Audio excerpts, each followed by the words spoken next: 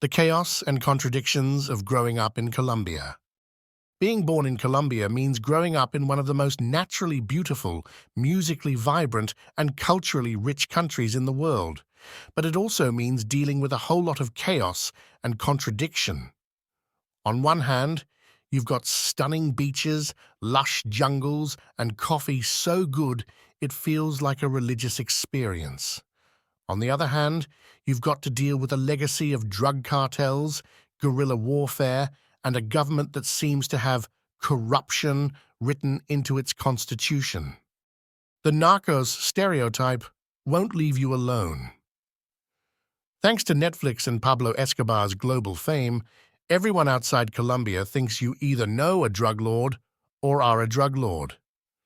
The moment you say you're Colombian, foreigners hit you with, "Oh, like narcos," as if the entire population spends their weekends making deals with cartel bosses. It's exhausting. Colombia is so much more than its narco past, but no matter how much coffee or reggaeton you export, people still want to know if you've met El Patron. Violence is like a guest that never leaves. The country has technically been in an armed conflict for over 50 years. Guerrilla groups like the FARC and ELN were supposed to disarm, but offshoot groups, known as dissidents, kept fighting. Even if you live in the cities, you grow up hearing horror stories about kidnappings, extortion, and robberies gone wrong. And while things have improved, violence still feels like a shadow that's always nearby. Speaking of crime, pickpocketing is basically a national sport. If you walk through Bogota or Medellin with your phone out, you're practically handing it over to a thief.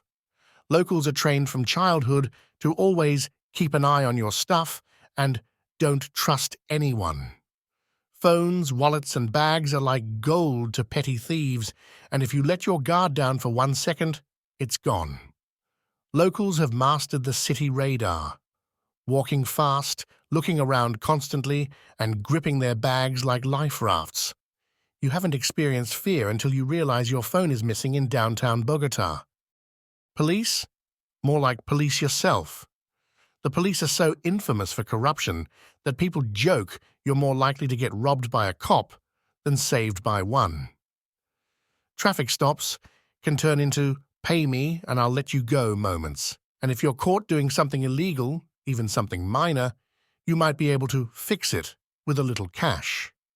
Trusting the police is a risky move because you never know if you're dealing with an officer of the law or a part-time hustler in a uniform.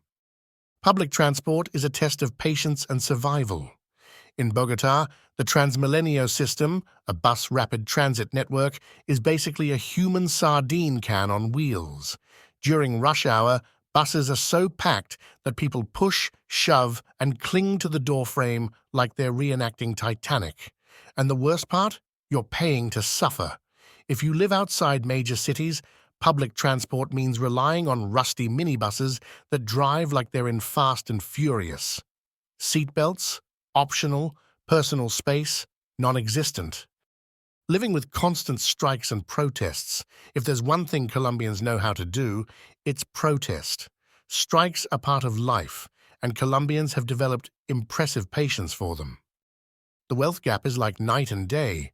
In one part of Bogota, you'll see luxurious malls, rooftop bars, and people driving Teslas. But cross to another neighborhood, and you'll see makeshift homes, street kids selling candy, and families barely getting by. The rich live in high-security gated communities, while the poor are stuck in neighborhoods where crime is high and opportunities are scarce. Coffee country, but you can't afford Starbucks.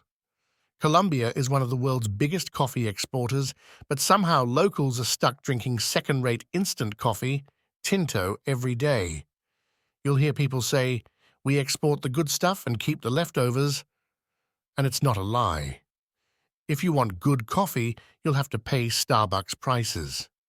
Many Colombians drink cheap, watery Tinto from street vendors or at home. Meanwhile, foreigners arrive and rave about the amazing Colombian coffee, while locals sip their powdered brew in silent resentment. Bureaucracy is a nightmare. Need to renew your ID, pay a fine, or get a government document? Pack a lunch because you'll be stuck in a line for hours. Government offices are slow, disorganized, and often closed for system maintenance.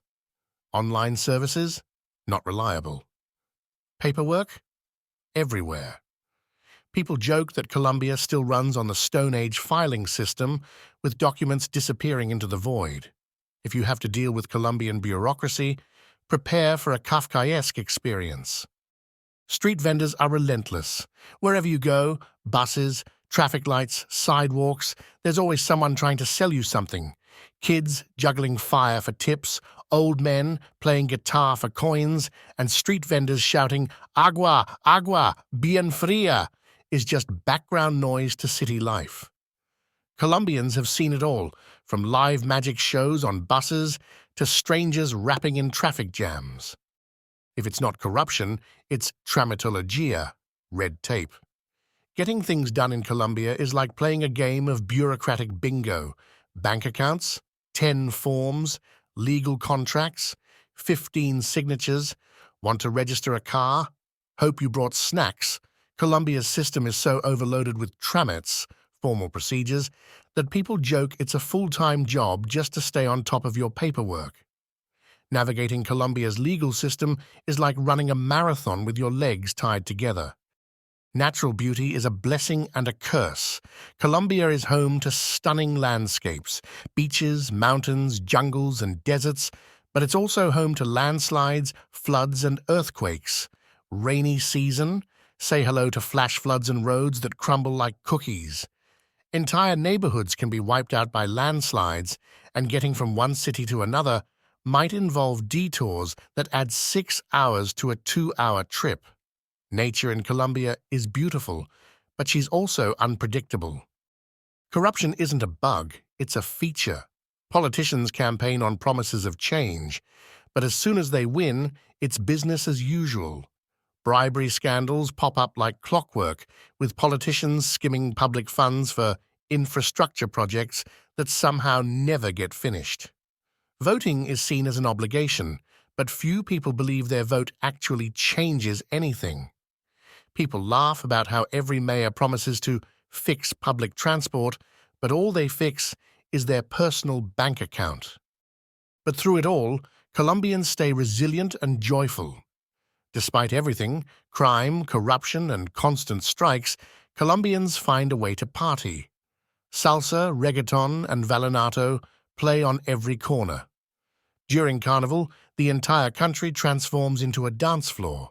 People say Colombians suffer with rhythm, and it's true.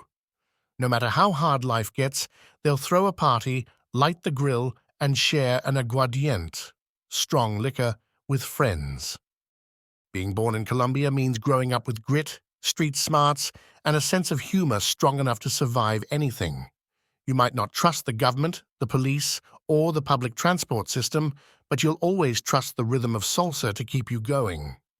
You'll complain about the crime, dodge pickpockets, and sigh at bureaucracy, but somehow you'll still feel proud to be Colombian.